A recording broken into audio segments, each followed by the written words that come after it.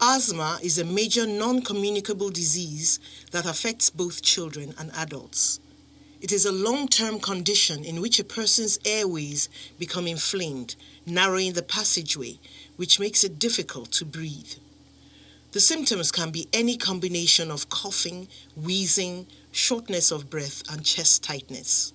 According to the World Health Organization, about 262 million people were affected by asthma in 2019, which led to the deaths of 461,000 that same year. Nigeria records more than 1.5 million cases per year. Asthma is a condition that is characterized by narrowing and swelling of the airways, together with increased production of mucus. This triggers cough and makes breathing difficult, together with production of whistling sounds from the chest. By current estimates, asthma affects as many as 339 million people worldwide, and this number continues to rise. It is a cause of substantial burden of disease, including both premature death and reduced quality of life in people of all ages. It kills around 1,000 people every day, and low and middle income countries like Nigeria suffer the most severe cases. Asthma is a chronic disease that affects people of all ages all over the world, but it is particularly commoner in children and young adults.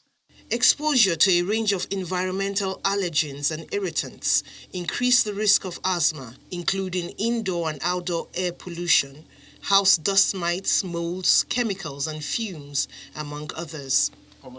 Medical experts say asthma cannot be cured, but it can be managed with inhaled medication to reduce and prevent asthma attacks and help such patients live a normal and active life. Medications used are in two categories, which include those that prevent the symptoms from manifesting and those used to treat the symptoms when they do manifest.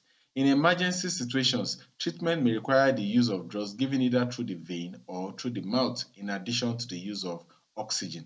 Asthma cannot be cured, but the symptoms can be controlled. Because asthma often changes over time, it is important that you work with your doctor to track your signs and symptoms and adjust the treatment as needed. The theme for 2022 World Asthma Day, Closing the Gaps in Asthma Care, is geared to prevent suffering and reduce costs incurred by treating uncontrolled asthma. Let's get more insight on this as consultant pediatrician Dr. Peter Ibuane joins us to discuss this. A warm welcome to the program. Thank you for having me on. Now, Dr. Ibuane, we know that asthma affects both children and adults. Does it mean that these set of people are born with the disease, or do they just suddenly develop it as they grow up? Well, I think what to say is that we now know that there is asthma is an interplay between genetic predisposition and the environment. It doesn't necessarily follow that those who have asthma inherited it, but for one reason or the other, there is an underlying predisposition to having their airway to be easily inflamed by those triggers.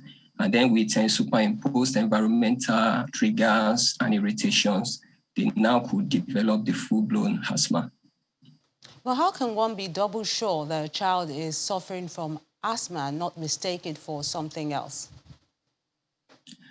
Now, in early infancy and early childhood, there are lots of other conditions that can mimic asthma. For example, there's one we call bronchiolitis, which is essentially a viral infection of the airway.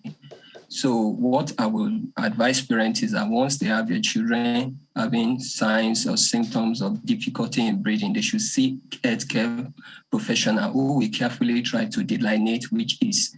But I must say that in early infancy, it might be difficult to delineate, but with persistence and then careful following instruction from trained healthcare professional, it will be easy to identify.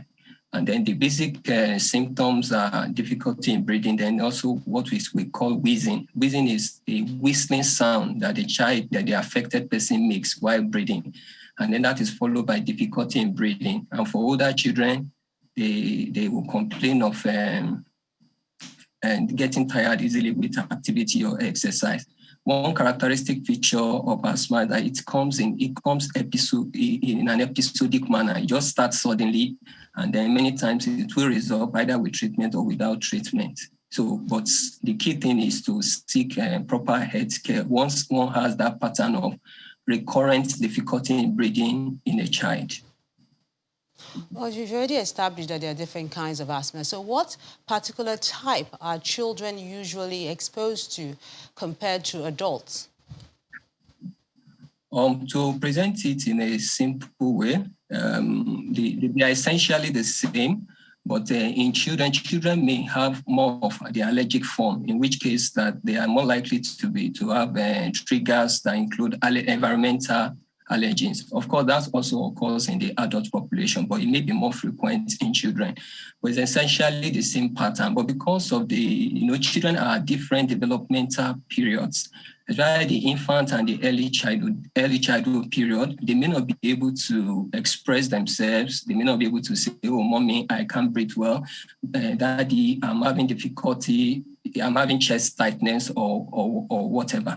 So the main thing that children may manifest with it will include cough. Then that wheezing sound is a whistling sound.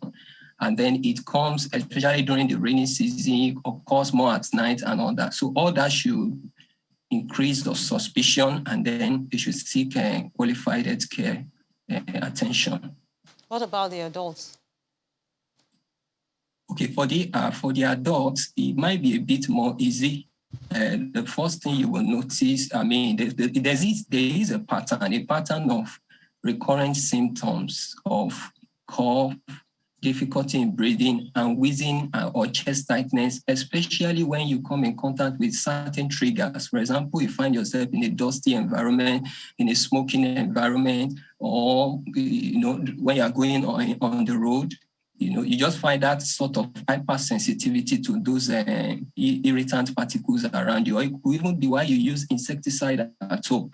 So all those are maybe pointers to the fact that you could be asthmatic, but you still need to seek qualified health care. It should not just end at the point of getting drugs from roadside persons and using. You need to go for proper evaluation, because it implies that there is an underlying lung inflammation that needs to be properly addressed to achieve proper control. Okay, now let's look at the numbers. Statistics say there are about 5.1 million children under the age of 18 with asthma. Now, looking at the growing number of cases, does this disease, does it mean it has been neglected? Well, it depends on what we mean by neglect. Asthma has always been on the sort of in the front burner, but it needs to be brought more into the front burner, of course, along with other diseases that affect the airway. Generally, in the developed world, the incidence of asthma seems to have plateaued, but in developing countries, we are seeing a rising incidence. One of the major reasons that is responsible for this is the increasing level of air pollution, especially in urban areas and all that, with urbanization, exposure to air pollution, poor housing, with use of unsafe cooking fuels. All those are increasing the incidence. Okay, now, Dr. Ubuane, in just a word, can you quickly tell us how we can close the gap in asthma care? Just briefly. It starts with all stakeholders. First of all, education is the key, that the sufferers need to be well equipped with the right knowledge. And in this era of social media, we should be careful of information that we get on social media. We should get our information right from the qualified healthcare workers. Then adherence to the controller medication is the key thing that is missing in a lot of persons. So we have people who are just going about using the reliever inhalers without using the controller inhaler, which has the cornerstone therapy. Okay. Dr. Peter Ubuane, a pleasure sharing your thoughts with us on the program. Thank you for having me.